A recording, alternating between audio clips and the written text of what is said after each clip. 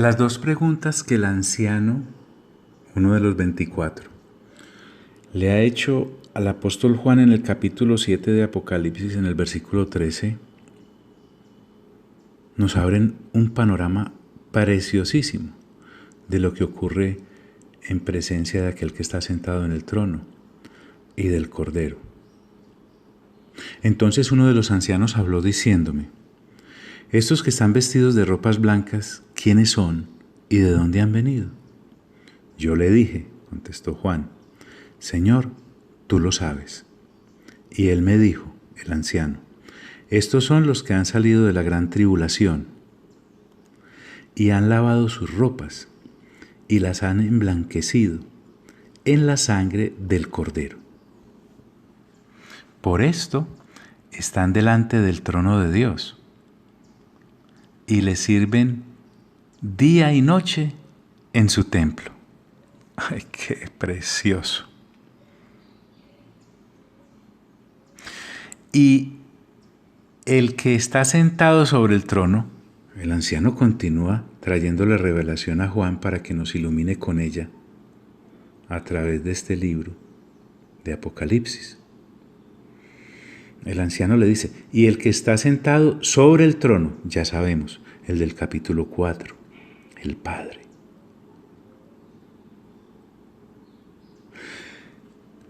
Extenderá su tabernáculo sobre ellos. Equivale a decir: y el que está sentado en el trono tenderá sobre ellos su pabellón.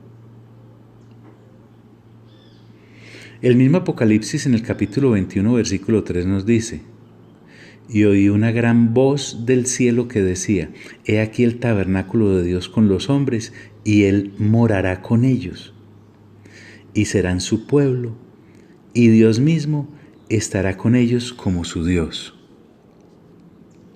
¡Wow! Juan mismo en su Evangelio ya nos había dicho en el 1:14: y aquel verbo fue hecho carne y habitó entre nosotros. Pensemos entonces que es un tabernáculo real, es un templo real y celestial.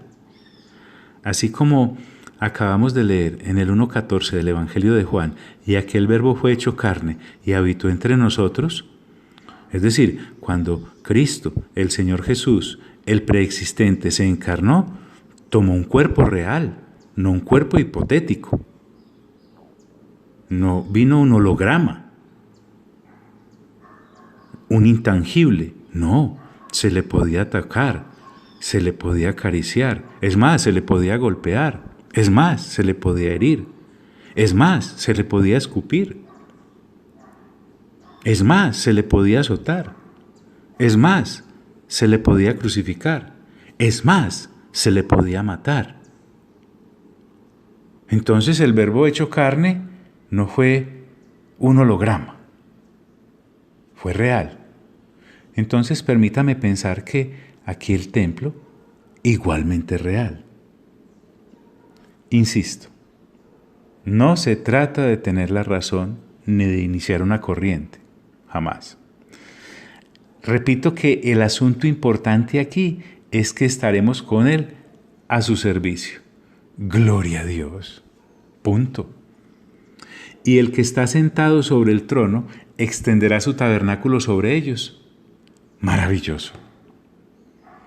Beneficios para estos de las ropas blancas emblanquecidas y lavadas en la sangre del Cordero. Además, ya no tendrán hambre ni sed.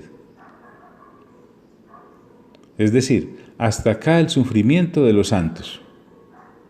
Ya no más hambre, ese vacío que usted siente físicamente, no porque esté a dieta, sino porque no hay con qué. Además estábamos hablando de hambre de Él, de Dios, ni sed de Dios. Por razón el Señor Jesús dijo en el Evangelio de Juan que Él era el verdadero pan, el verdadero alimento, y que nos traía el agua que no se acabará y jamás volveremos a tener sed. Isaías ya lo había anunciado en el 49:10. no tendrán hambre ni sed. Ya no tendrán hambre ni sed, le está diciendo el anciano a Juan, y el sol no caerá más sobre ellos. Es decir, con sus fatigas y el desgaste. Por eso el 49:10 de Isaías también dice, ni el calor ni el sol los afligirá. Y el sol no caerá más sobre ellos, ni calor alguno, ese bochorno que reseca y aflige. Por eso Isaías nos acaba de decir en el 49:10, ni el calor ni el sol los afligirá. Y hay una razón, porque es que además de estar estos de las vestiduras blancas, que las han lavado y emblanquecido en la sangre preciosa del Cordero, hay alguien más, porque el Cordero que está en medio del trono los pastoreará. Aleluya. Sencillamente maravilloso. Es que este es el plan original, en y con nosotros.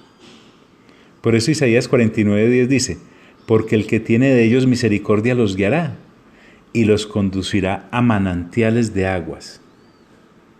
No me diga que no evoca uno inmediatamente el diálogo de aquella mujer en el capítulo 4 del Evangelio de Juan.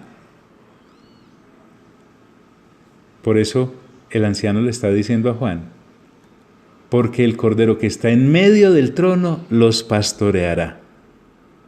Y observe, y los guiará a fuentes de agua de vida. Los guiará a fuentes de aguas, en plural, de vida. Es decir, a los manantiales de aguas de la vida eterna. Hombre, te sugiero que vayas al capítulo 4 de Juan y recuerdes ese precioso diálogo del Señor Jesús con aquella mujer. O el Salmo 23, cuando el salmista nos cuenta que seremos pastoreados en aguas que nunca faltan. O recordando que, nuevamente, en el diálogo con la mujer, Cristo mismo se presenta como el agua, con la cual no volveremos a tener sed jamás. Y termina este capítulo diciéndonos el anciano, a través de Juan, y Dios enjugará toda lágrima de los ojos de ellos. ¡Qué impresión! Dios mismo.